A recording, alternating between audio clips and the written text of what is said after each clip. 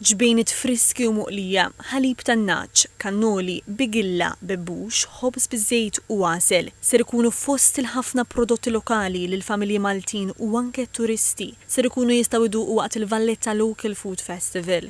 Din is-sena, il-festival se jaqgħad flimkien aktar minn 25 produttur lokali, kokijiet u artiġġani tal-ikel li se jippreżentaw firxa kbira ta' ikel u xorb awtentiku Malti. Se jintwerew ukoll prodotti innovattivi bħal ħelu bil-bajtra, kannoli mimlija biċ-ċikkulata, melħ bit-toma u xorb artiġjanali.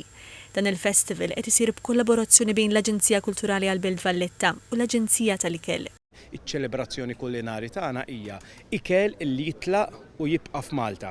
Ġifieri jekk għandek annimali, jekk għandek il-ħxejjex, jekk għandek kull prodott lokali huwa kompletament jibda u jitlaq minn pajjiżna. Allura mbagħad din hija ċelebrazzjoni ta' x'insibu f'pajjiżna ta' riċetti antiki, riċetti li daħlu fl-aħħar 50 sena se jkunu esebiti hawnhekk, insajruhom, nippreżentawhom lin-nies, mbagħad naturalment.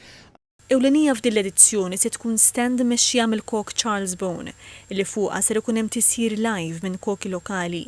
Dawn is-sessjonijiet li jinkludu riċetti ta' kuljum bi prodotti friski lokali u enfasi fuq il-ħut Malti għandhom lan li jispiraw prattiċi ta' tisjir sostenibbli.